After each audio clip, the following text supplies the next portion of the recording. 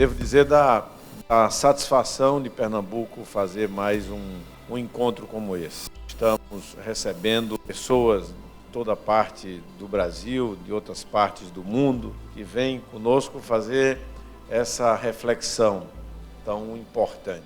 É fundamental olhar em perspectiva e ver o que é que nós vamos fazer no início desse século para podermos legar um final do século melhor para aqueles que vão estar aqui continuando a história. Temos consciência de que esse trabalho e esses encontros, eles vão criando toda uma massa crítica para uma reflexão dos que têm a responsabilidade de pensar o futuro das cidades, o futuro dos estados, o futuro dos países, dos blocos econômicos e do mundo. Nós vivemos um momento de crise econômica no mundo, a maior crise do capitalismo desde a sua última crise em 29, uma crise que é não só econômica, social, mas tem a sua face ambiental claramente colocada, que nos faz pensar quais serão os balizamentos, os fundamentos do desenvolvimento econômico no século XXI. Como é que nós vamos prover os bens de consumo e os serviços necessários aos que já têm esse serviço hoje e aos que não têm esse serviço hoje, diante dos limites que estão postos por esse padrão de acumulação do capital. Nos animamos muito, desde o ano passado, com a perspectiva de fazermos de Fernando de Noronha um patrimônio da natureza do mundo, um patrimônio pernambucano, uma coisa completamente extraordinária, como é Fernando de Noronha, fazer Fernando de Noronha o primeiro território neutro em carbono, de carbono zero, com a colaboração de todos que vão nos ajudar para bater essa meta e começarmos a construir mundo afora esses paradigmas que serão muito importantes para o futuro da humanidade. Eu vou aproveitar esse momento aqui, essa oportunidade, para mostrar como o estado de Pernambuco vem se preparando para as mudanças climáticas, vem inovando nas políticas e vem pondo em prática o que nós achamos que é fundamental nesse momento, olhando para as projeções futuras. Então, o que é que nós estamos fazendo? Primeiro, mapeando as áreas vulneráveis de toda a nossa zona costeira. Nesse momento, estamos fazendo um grande projeto, que é a regeneração das praias de Recife, Olinda, Paulista e Jaboatão. O projeto já começou em Jaboatão, a obra já terminou. Estamos trabalhando a implantação de 88 unidades de conservação em todas as regiões do estado. Criamos 3 recentemente, 2 na Caatinga e uma da Mata Atlântica, que é a maior da Mata Atlântica. Estamos implantando agora essa nova unidade de conservação, que fica perto de Caruaru, em São Caetano. Estamos criando um parque no litoral, um parque marinho, que inclusive vai proteger áreas importantes de reprodução de espécies que, com certeza, em médio prazo, vai reequilibrar a cadeia alimentar do tubarão. Então, isso aponta para uma solução para o desequilíbrio em relação aos nossos tubarões aqui no litoral. Então, um projeto que vai também garantir a preservação dos naufrágios. É um projeto que tem um aspecto histórico, ecológico, econômico, muito importante e também está sendo implementado nesse momento. Até o final do ano, nós teremos novas 6 unidades de conservação, incluindo essas que eu já falei. Estamos criando também, nas 4.000 hectares, novas unidades de conservação esse ano, que vai totalizar 6.500 hectares de Mata Atlântica, totalmente preservados, só dentro da área de Suape.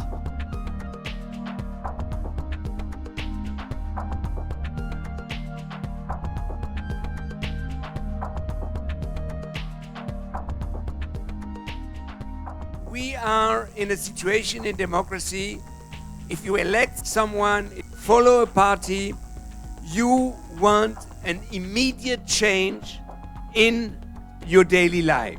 We are aware that the climate problem is more and more becoming serious, and we are less and less able to have a strategy, an integrated strategy, a Green New Deal to really overcome this climate change. And we have to ask us why. What is the difficulty? What is the problem What is the problem? Why the governments are so weak? Climate change is a problem that modern democracy didn't understand now to the end. Climate change is a problem because it endanger the future of humanity.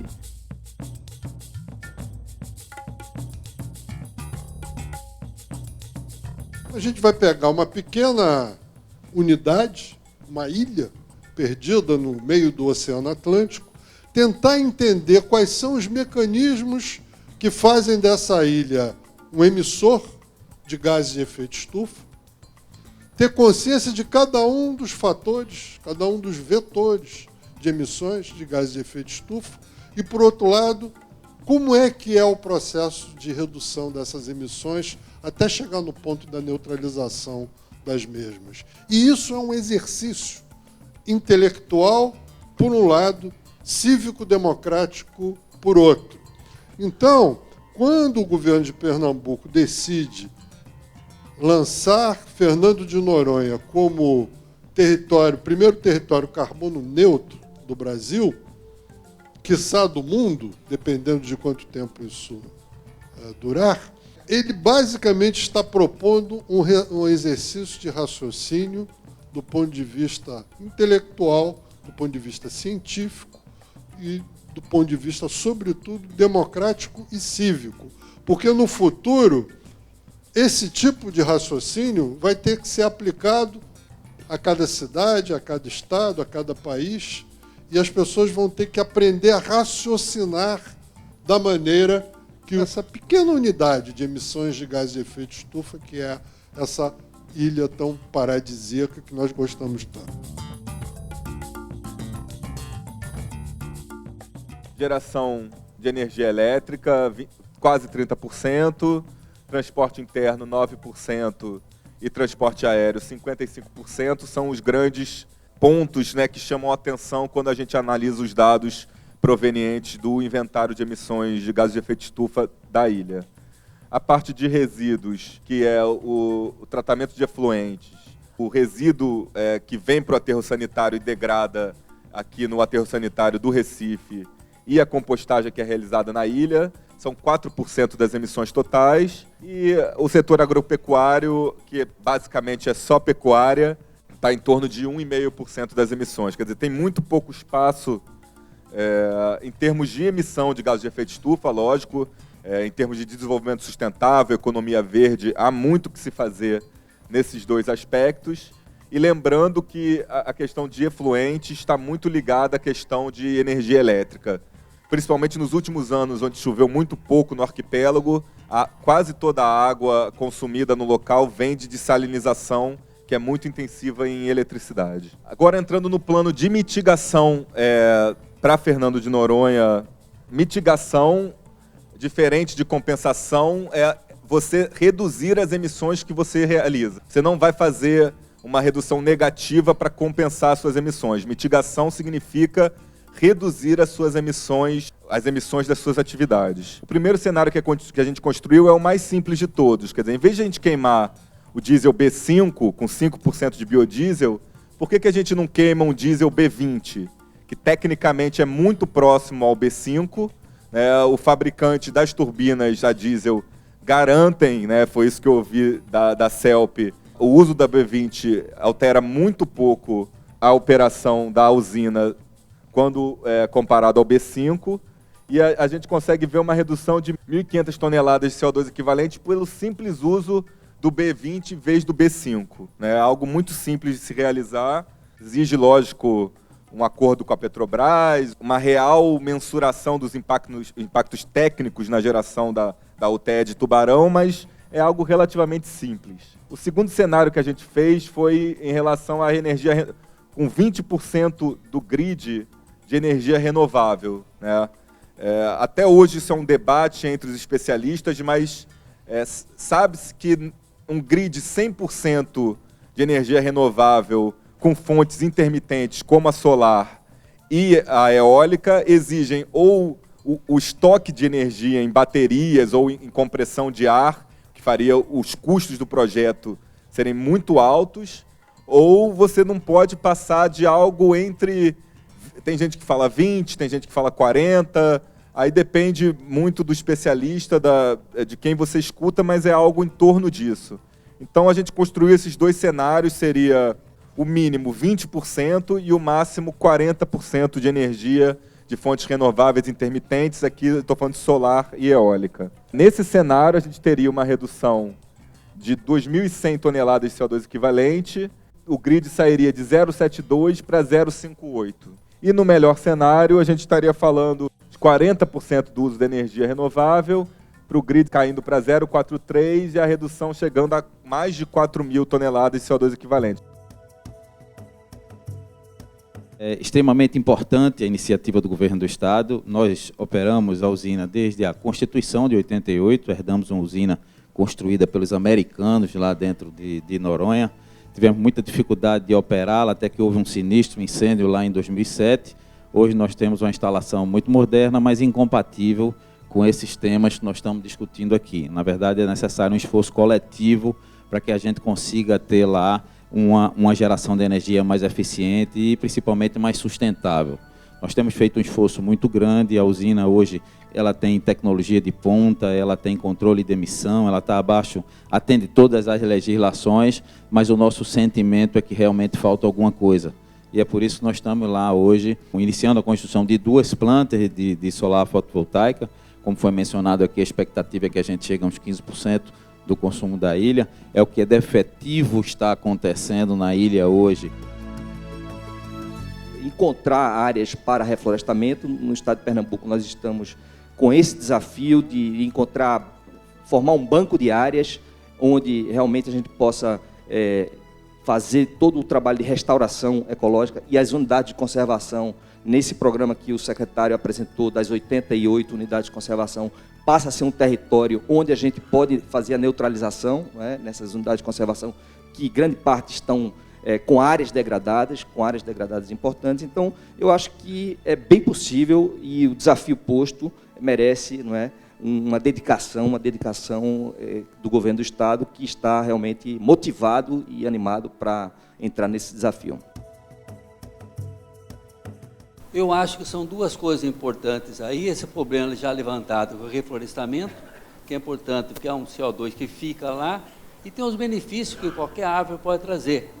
Pode até ter uma árvore frutífera que ainda pode trazer alguma alimentação, e você ainda, eu conversei rapidamente com você, que é na utilização dos resíduos que são do tratamento do esgoto, você fazer um crescimento de plantas aquáticas que ainda produzem um melhor tratamento do esgoto.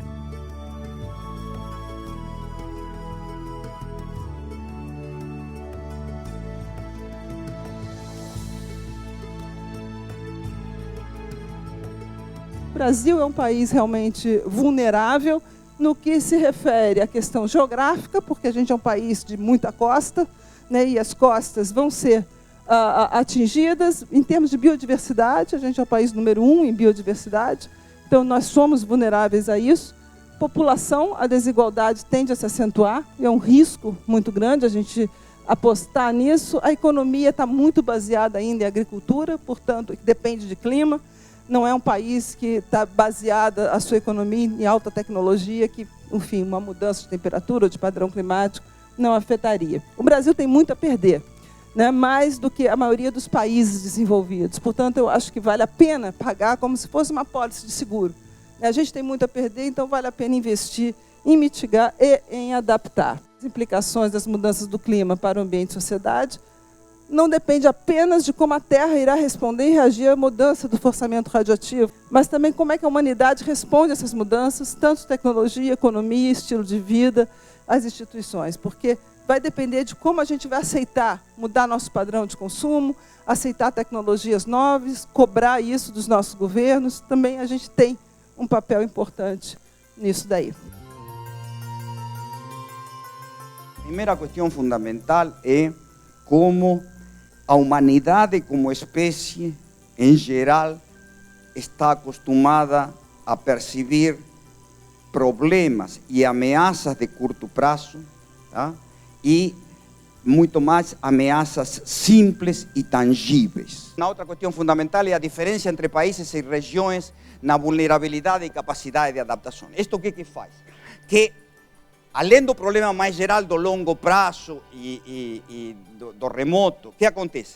As sociedades que objetivamente são muito mais vulneráveis que outras. Há uma correlação, obviamente, entre vulnerabilidade e renda per capita e capital humano e tecnológico. Então, os países que têm mais alta renda per capita, mais capital humano e tecnológico, são mais resilientes, isso obviamente. Mas isso se combina depois com a geografia. Nós conhecemos bastante hoje. Existem vários mapas e estratificações mundiais de risco climático, vulnerabilidade climática, tanto nacional, na média nacional, quanto nas regiões. E é interessante isto, a complexidade.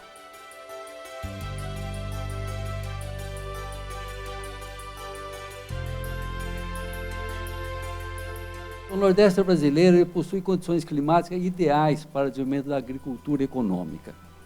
Por que eu digo isso daí? É porque o resto do Brasil, a Amazônia, por exemplo, é o lugar pior que existe para fazer agricultura. É tão difícil que nem vai para frente, eles têm que importar quase tudo.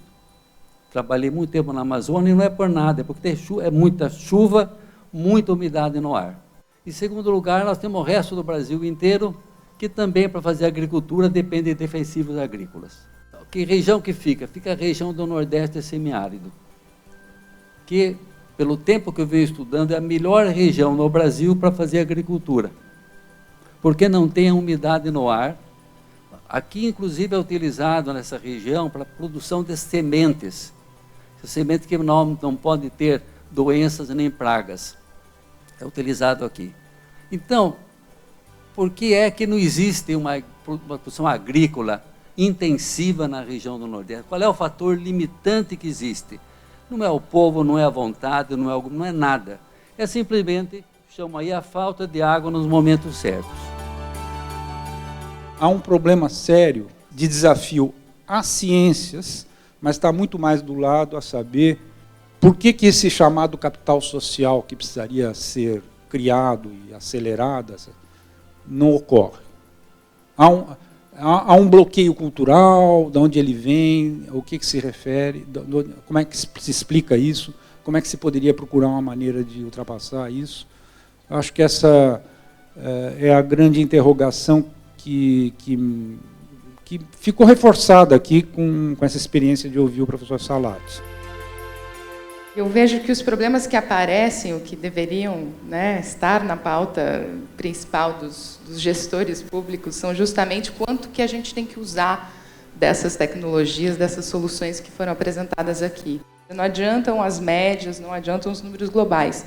Isso aí pode nos ajudar a trazer, colocar o tema no centro da pauta, mas e daí? A gente faz o que com isso? Acho que não tem uma caracterização, né? Então, essa questão, acho que um ponto são os cenários. O outro, claro, as análises de impacto, que sejam feitas nos setores críticos, e daí a gente possa, de fato, ter o estudo das medidas adaptativas, a seleção, e ver exatamente em que patamar a gente vai investir recurso, tempo e outras coisas mais.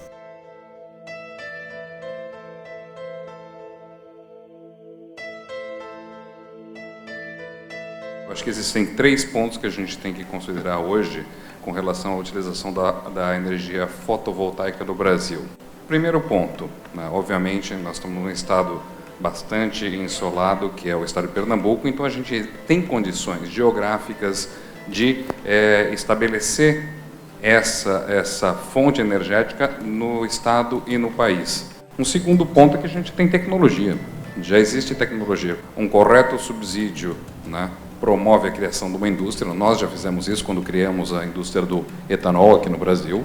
É uma tecnologia aprovada, né? Não temos que reinventar a roda. I have to say we are on the same boat. You know, I come from a country that is far away, but what happens here in Brazil affects us or any other people, or what happens in Turkey around the region environmentally, at the end of the day, you know, rise of the oceans and everything affects everybody. Finance is another challenge. It's a challenge all over the world, basically.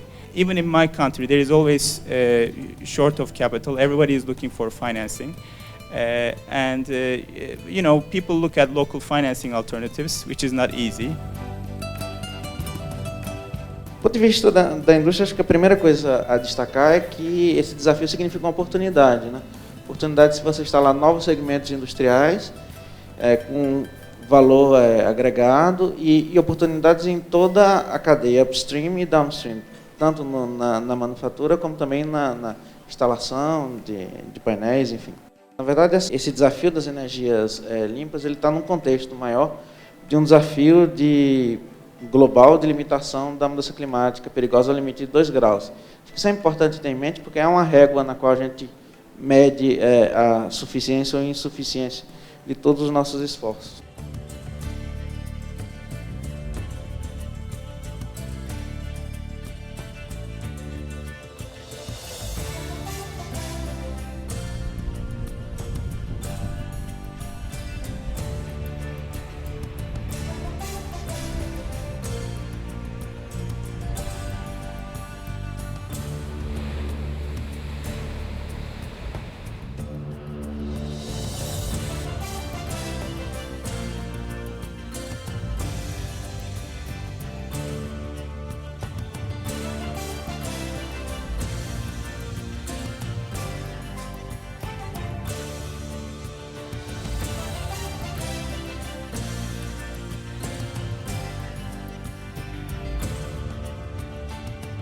A gente chega aqui com nada pronto, com nada feito, com nada já definido. A gente chega aqui com uma ideia, com uma sugestão, com dados científicos, com caminhos pensados para discutir com a comunidade a forma de transformar isso num modelo que sirva não só para Noronha, mas que seja também uma referência para o Brasil e para o mundo.